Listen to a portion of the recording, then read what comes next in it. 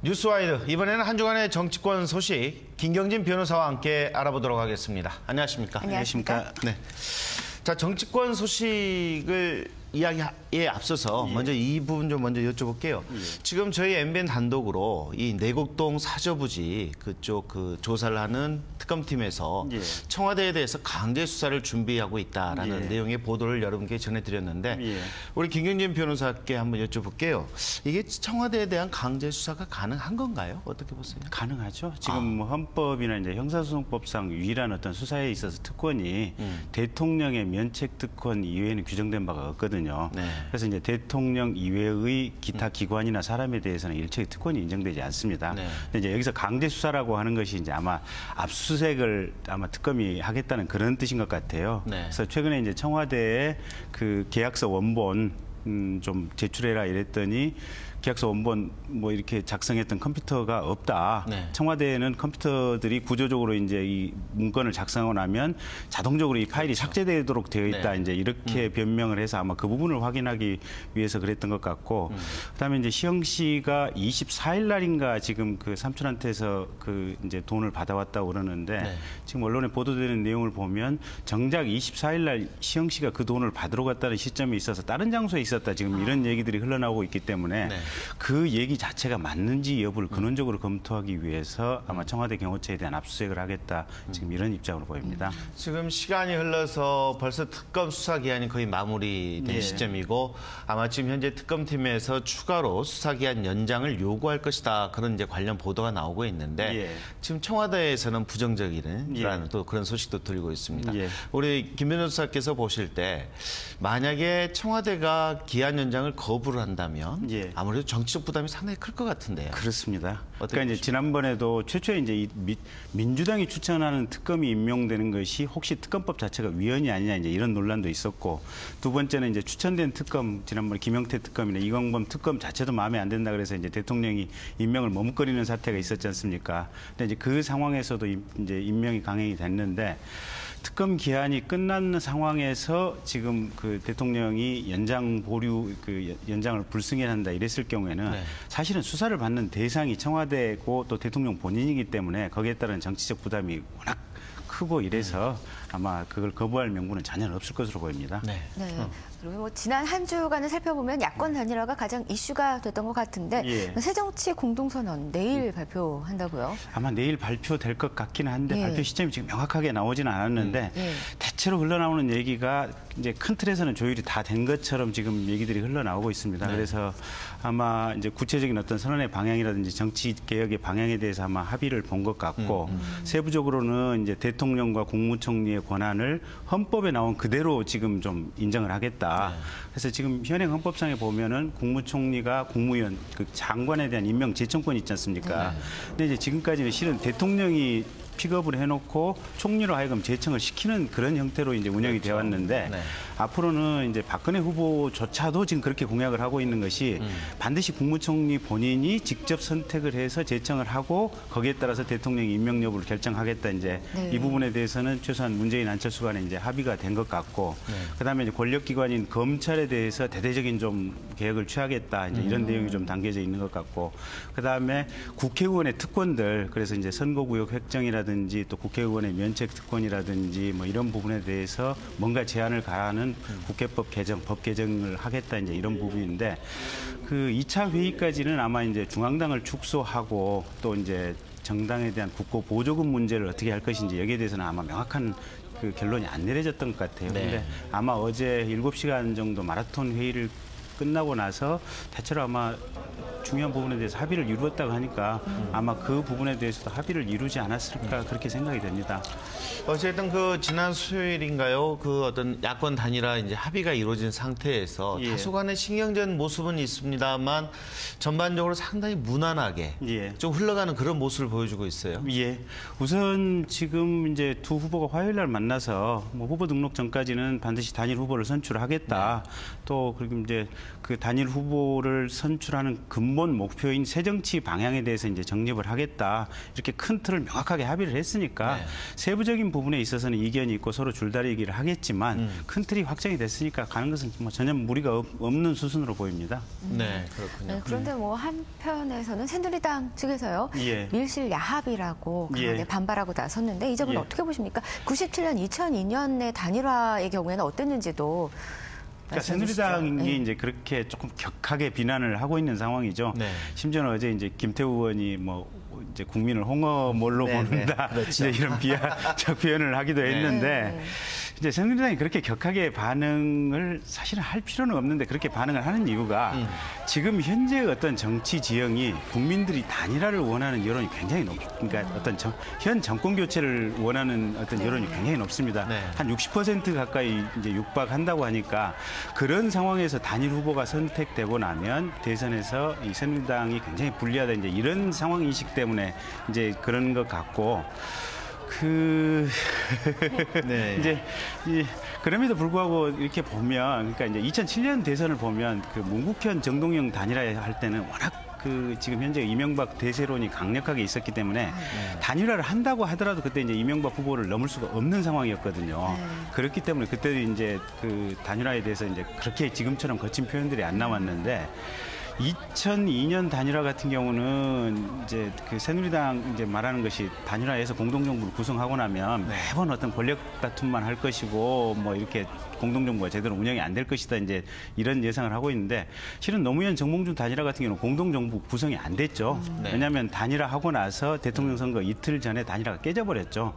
정몽준 후보가 노무현 후보에 대한 지지를 철회한다. 중간에 이제 해프닝이 한 번 있었지 않습니까? 이렇게 같이 모이는 유세 장소에서 정몽준 후보의 지지자들이 그 정몽준 노무현을 연호하니까 노무현 후보가 당시에 우리 당에는 지금 추미애 후보도 있고 뭐 이런 후보들이 있기 때문에 정몽준 후보가 차기 후보로 선택된다는 보장이 없다 이런 취지를 발언을 한 것 때문에 결국은 단일화가 중간에 깨져버려서 예. 그런데 이 대목에서 사실 많은 분들이 좀 아쉬움을 느끼는 게 좀 그런 부분이 있는 것 같아요. 새누리당 지지자분들도 그렇고 하시는 말씀이 사실은 그 박근혜 후보가 올 초에도 보면 안철수 후보랑도 함께 할 수 있다. 사실 네. 그런 표현을 했었고 지난해 어떤 단일화 그 서울시장 단일화 이후에 그 안철수 후보가 어찌됐든 간에 나올 것이고 단일화 이야기가 나올 것이라는 건 정말 대략적으로 좀 짐작이 됐었잖아요. 예. 그런 부분에서 보면 새누리당 쪽에서 좀 지난해 말보다 자꾸 안철수 후보를 좀 품으려는 그런 노력을 좀 해줬어야 되지 않느냐. 예. 그랬으면 지금 이 상황까지는 오지 않았을 것이 아니냐. 예. 그런 부분에 대해서 지적이 많은데요. 근데 이제 그 부분이 이제 정말 어떤 정치 공학적 측면에서는 그렇게 고려를 할 수 있을지는 모르겠지만 안철수의 책에 나온 그걸 통해서 안철수의 머릿속에는 어떤 정치 지향점을 살펴본다면 대체로 어떤 진보적 성향 또 현재 사회의 어떤 현재의 새누리당 정치 이념하고는 조금 많이 배치되는 경향이 강하기 때문에 이 박근혜 후보 쪽에서 안철수 후보를 품으려고 했다고 하더라도 정말 새누리당의 이념이 급진적으로 변하지 않는 한 쉽지 않았을 것이다. 그럼 새누리당이 급진적으로 변한다면 결국은 이제 현재의 민주당하고 비슷한 정강 정책, 물론 지금 현재도 지금 정책이 겹치는 부분이 굉장히 많기는 합니다만은 그렇게까지 과연 갈 수 있었을까? 이제 그런 점 때문에 쉽지 않았을 것으로 보입니다. 근데 그런 분들 지금 뭐 말씀 주시는데 그런 분들에 대해서 논박을 하시는 분들은 이런 부분이죠. 어떻게 보면 이 안철수 후보가 사실은 뭐 진보 쪽 성향을 갖고 있다고 하지만 예.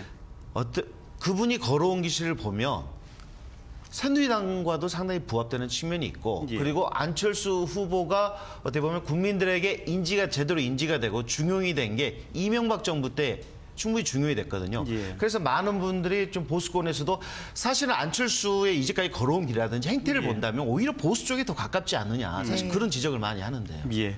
근데 지금 이제 그 김종인 새누리당 행복추진위원장도 경제민주화를 새누리당 내에서 실천해 보겠다고 갔다가 지금 누차 삐걱거리고 있지 않습니까?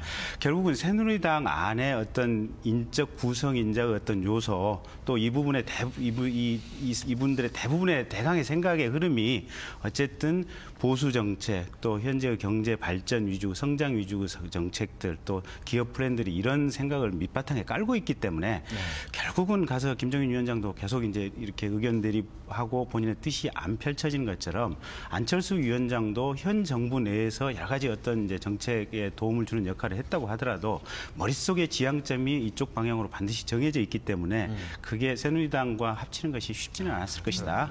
네. 문 후보, 안 후보 어쨌든 결국 지금 단일화를 위한 협상을 진행 중이긴 하지만 제가 듣기로는 그 자리에서 소리가 높아지기도 했다고 하더라고요. 뭐 안철수 후보 측이 민주당이 언론 플레이를 하고 있다는 얘기까지 했다던데 어떻게 보십니까? 그러니까 안철수 양보론이 일부 언론이 퍼뜨린 거라고요. 그러니까 6일 날 이제 두 분이 이제 단일화 회동을 하고 이제 7일, 8일 이제 일부 언론에 보도가 된 게 회동 이후에 이제 아마 안철수 후보가 양보를 할 것이다.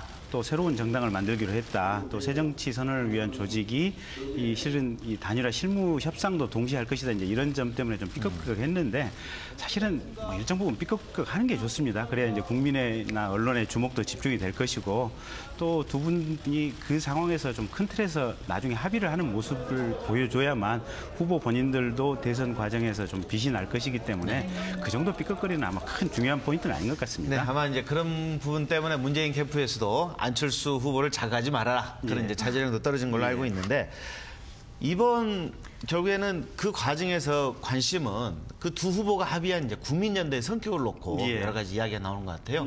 이게 신당으로 가는 수순밟기가 아니냐 그런 지적이 나오는데 우리 김 변호사께서 보실 때는 신당으로 갈 수밖에 없다고 보세요? 어떻게 보세요? 그러니까 이제 그 부분이 이제 민주당도 그렇고 안철수 후보도 그렇고 신당에 대해서는 지금 전혀 고려하지 않고 있다가 사실은 공식적인 워딩이거든요. 근데 그럼에도 불구하고 이제 양측 한 곳에서는 계속해서 이제 신당설이 흘러나오고 있고 또 두 분 합의한 이제 합의문에 보면은 그 많은 국민을 포용해낼 수 있는 국민연대가 필요하다는데 공감했다 이제 뭐 이런 취지가 있는데 그럼 거기서 이제 국민연대가 뭐냐? 이제 이 부분에 대해서 아마 상당히 이제 논란이 있을 수 있는 것 같은데 대체로 아마 신당으로 갈 수밖에 없는 것 같기는 한데 중요한 것은 안철수 후보 측에서 지금 이 시점에서 신당 논의를 하는 것 자체에 대해서 아마 지극히 싫어하는 것 같아요. 부담이 되죠. 아무래도. 왜냐하면 이 신당 논의를 하게 된다면 결국은 이제 당의 지분이 어떻게 될 것인지 권력을 어떻게 분점을 할 것인지 이 부분에 대한 논의가 현실적으로 될 수밖에 없을 것인데 그렇지 않아도 단일화가 지금 새누리당 측에서는 이게 정치공학적인 뭔가 합체다 또 국민을 속이는 것이다 뭐 이런 비난이 있는 판에 단일화를 통해서 이룩하고자 하는 어떤 정치적 목적 그리고 또 국가 발전의 비전을 명확히 제시하는데 이 시점에서 주력을 해야 되고 그 부분에 대해서 합의가 이루어지고 그 부분에 대해서 국민들에게 충분한 공감대가 있은 이후에 비로소 그때 신당 논의가 있어야 될 것 같다. 이제 아마 이런 생각을 안철수 후보 측에서 또 민주당 또 주류 측에서 하고 있기 때문에 신당에 대해서는 있을 수 있다라는 생각은 하고는 있지만 현실적으로 지금 이 시점에서는 신당 논의를 하는 것 자체가 아마 공식적으로 굉장히 금기시되어 있는 것이 아닌가. 그렇게 보이고요. 신당 논의를 할 수밖에 없는 상황인 것 같습니다. 안철수 후보 입장에서는 좀 그럴 것 같아요. 신당을 만들겠다고 하자니 후보들 사이에서 자신의 지지자들 사이에서 좀 반발 기류가 컸을 것 같고요. 그렇다고 또 그런 부분 안 만들겠다고 하자니 어떤 무소속 대통령 후보로서 어떤 한계론이 동시에 좀 노출이 되는 그런 부분이 그렇죠. 좀 딜레마가 아닐까. 그러니까 12월 19일 날 이제 선거를 할 때 가령 안철수 후보로 단일화가 됐다 이 경우에는 정당 후보를 선호하는 문재인 지지자들이 그 경우에는 이 안철수 후보를 찍지 않을 것이다 이제 이런 문제가 있고 또 이제 그 문재인 지지 후보 쪽에서는 반드시 또 정당 후보를 선호하는 이런 사람들이 있기 때문에 이 부분을 어떻게 기술적으로 해결하기 위해서는 향후에 민주당을 대선 이후에 민주당을 발전적으로 해체하고 신당을 만들어서 안철수 후보가 입당하겠다 하면 그 모든 문제가 아마 일거에 해결될 수 있는 요소가 있기 때문에 신당 논의가 이제 계속해서 나오는 것 같고 그런 것 같습니다. 만약에 신당을 만들지 않는다면은 단일화하는 방식은 어떤 식으로 이루어지게 될까요? 단일화 방식은 이제 구체적으로 뭐 여러 논의들이 있는데 지금 시점상 그 국민들의 어떤 선거인단을 모아서 국민 경선을 하는 방식은 정말로 이제 시간상 어려울 것 같고요. 가장 간단한 방법이 이제 여론조사 또 단판 뭐 이런 게 논의가 되고 있는데 민주당 쪽에서는 최소한 여론조사 여론조사 플러스 알파는 돼야 되지 않겠느냐. 그러면 플러스 알파가 뭐냐. 그랬을 때 어떤 민주 진보 진영의 어떤 원로 그룹을 통한 어떤 배심원적 어떤 투표라든지 뭐 이런 것들 얘기가 나오고 있는 것 같고요. 그런 방식이 도입될 가능성이 높아 보입니다.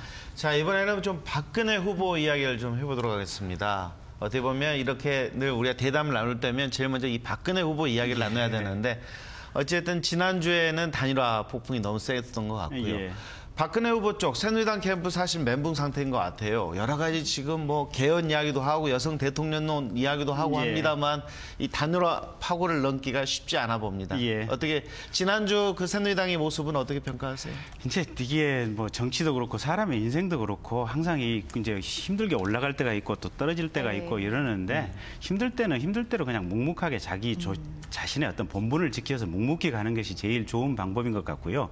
여성 대통령론 부분은 벌써 한 이제 2주 가까이 되는데 지난주에는 이제 황상민 교수하고 이제 김성주 본부장하고 이렇게 치고받는 설전 때문에 이게 상당히 희석된 측면이 강한 것 같아요. 그리고 이제 여성 대통령령 부분도 새누리당에서 그만 얘기를 해야 될 것 같아요. 왜냐하면 이게 가령 국민의 어떤 일정 요소의 뭐 상당수를 차지하는 부분, 보편적인 요소를 가지고 그것 때문에 대통령이 돼야 된다면 그 보편적 요소에 속하지 않는 부분에 대해서 반발이 생길 수 있거든요. 그러니까 가령 이제 뭐 직설적으로 얘기를 하면 남성들이 또 좀 반발이 생길 수 있고 가령 특정 종교를 믿는 사람이 대통령이 되어야 된다 이러면 특정 종교를 안 믿는 사람이 반발이 생길 수도 있고 남북한이 통일이 돼서 뭐 통일 대통령이 뽑는다 이러면 가령 북한 출신이 대통령이 돼야 된다 이러면 남한 출신이 또 반발이 있고 뭐 이러기 때문에 그런데 지금 새누리당 캠프에서는 여러 가지 아이디어를 지금 박근혜 후보에게 내놓고 있거든요. 그런데 박근혜 후보가 안 받아준대요. 어떻게 보면 국민만 보고 내가 뚜벅뚜벅 걸어가겠다. 내 진심으로서 국민을 설득을 해보겠다라고 이야기를 하는데 참모들은 좀 답답해하고 그런 부분은 어떻게 좀 타개를 해야 됩니까? 그래서 이제 지난번에 정수정확회 발표할 때도 박근혜 후보가 이제 참모들하고 깊은 소통을 하지 않는다라는 부분이 이제 박근혜 후보의 어떤 성격, 리더십에서 가장 근원적인 결함이 아닌가 이제 이런 지적들이 많이 제기가 되고 있는데 물론 지도자가 정말 본인의 고집으로 끝까지 밀어붙여야 될 부분이 있어요. 본인의 희안과 이 판단을 통해서 밀어붙여야 될 부분이 있는데 대체로 평균적인 사안에 대해서는 밑에 참모들한테 거의 몸을 맡기다시피 해야 되는데 그런 부분은 아마 박근혜 후보 스스로 자기가 자신을 좀 이겨내야 할 리더십의 보완 부분이 아닌가. 그래서 그 부분을 이겨낸다면 박근혜 후보가 대통령이 될 수 있을 것이고 스스로 자기 혁신을 이루지 못한다면 대통령을 되는데 아마 상당한 난관이 있지 않을까 싶습니다. 뭐 여론조사 결과를 보니까 여성 대통령론에 대해서 그 지지자들의 차이가 생각하는 차이가 별로 없는 것으로 나타났더라고요. 이걸 너무 내세우는 건 별로 좋지 않을 것 같기도 한데 지금 조선일보에서 어제 뭐 새누리당에 대한 분석을 했었던 게 참 인상 깊었습니다. 소통이 잘 안 되고 있다. 새누리당 내부에서 잘 안 나오고 있다. 참모들과 잘 안 어울리고 있다. 이런 것에 대해서 지적을 했는데 김종인 국민행복 추진위원장과도 충돌이 있었다고요? 그 이제 김종인 위원장 같은 경우는 사실은 이제 새누리당 내에서 대한민국 전체가 현재 화두가 되고 있는 경제 민주화를 실천하라고 이제 영입해 오신 분인데 그 이분이 이제 영입돼 와서 뭔가 정책을 만든 다음에 박근혜 후보 본인 또 새누리당 내에서 여러 가지 충돌이 있지 않습니까? 그래서 새누리당이 이번 주 수요일인가 이제 전경련에 가서 회담을 하는데 그 이제 기존의 순환 출자 부분은 그냥 기업 자율에 맡기겠다 이런 발언을 해서 김종인 위원장이 그렇게 됐을 경우에는 도대체 그러면 순환 출자 해소 의지 자체가 없는 것이 아니냐 이제 이런 얘기를 내놓았고 또 이혜훈 의원 같은 경우도 김종인 의원 발언이 상당히 뭐 일리가 있다 지금 이런 얘기를 하고 있어서 한 2달 전에 지금 김종인 이양구 충돌 사태가 다시 이제 이번에 이제 김종인 박근혜 후보 충돌 비슷하게 가고 있는 형태인 것 같은데 결국은 새누리당의 이념적 좌표를 좀 명확히 정해야 될 것 같아요. 그러니까 정말로 어떤 정책의 큰 주류의 흐름이 경제 민주화의 우선적인 방점이 지킬 것인지 아니면 경제 성장에 있고 성장을 보완하는 차원에서 어떤 조그마한 포션으로 경제 민주화가 따라갈 것인지 근데 이 부분에 대한 근원적인 어떤 이 의사결정이 이루어지지 않다 보니까 이런 충돌이 계속 생기는 것 같은데 결국은 새누리당 또 박근혜 후보가 모여서 이 부분에 대해서 주된 어떤 경제 정책의 기조가 무엇인지 이 부분을 명확히 해야만 해소가 될 것으로 보입니다. 자, 그 김종인 위원장의 모습 어떻게 보면 그 후보의 충돌일 수도 있고 당내 소통을 좀 더 활성화시키는 예. 그런 또 계기로도 좀 작용이 될 수도 있을 것 같은데 예. 방금 말씀하신 것처럼 박근혜 후보의 어떤 자기 혁신 모습 이번 주에 좀 더 또 지켜봐야 될 것 같습니다. 예. 자, 지금까지 김경진 변호사와 이야기 나눴습니다. 오늘 말씀 고맙습니다. 오늘 감사합니다. 고맙습니다. 예.